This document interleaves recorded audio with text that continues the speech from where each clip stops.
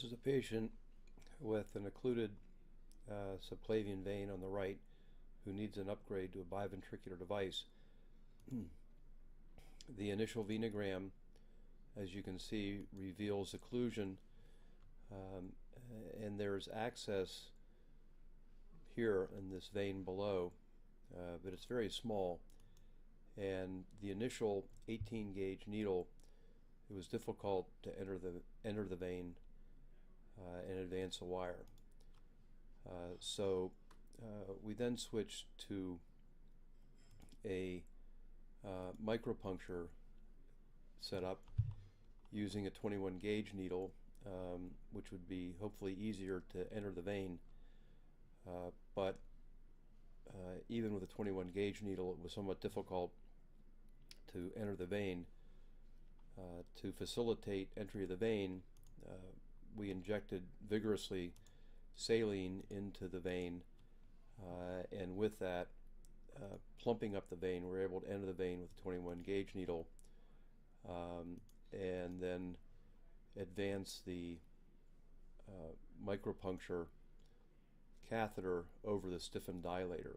And the reason that I show you this stiffened dilator micropuncture kit is that when you're dealing with patients who have an occluded subclavian, oftentimes there's a lot of fibrous tissue, and it can be difficult to advance the micropuncture system into the vein, even though you have access with the needle and the wire because of the fibrous tissue. So if you have a stiffened dilator, it makes that easier to do. So we've now managed to successfully advance the 5 French catheter that comes with the micropuncture set into the vein, and attached it to the injection system with the hemostatic valve, and injecting contrast to see what we have.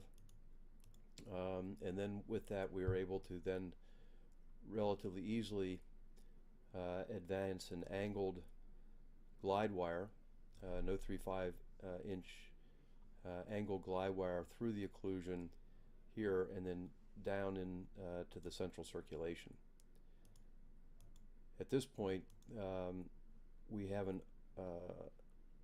0.35 wire down, but it's a glide wire, and it oftentimes doesn't provide adequate support to advance a balloon. So to have a more stable wire, we want to put an Amplatz wire in.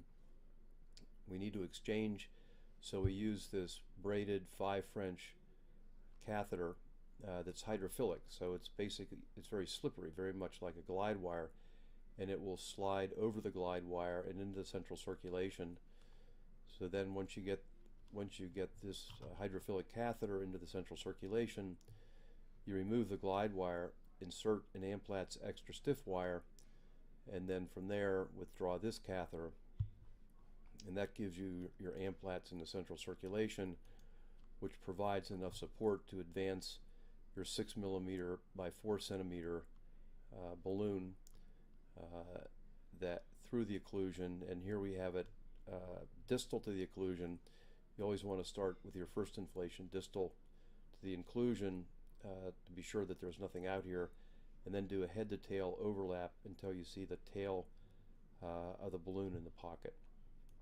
It's very important. And so you can see we've inflated the balloon, and now we're doing our final inflation back here, and it always comes back a lot further than you would guess based on what you see on X-ray.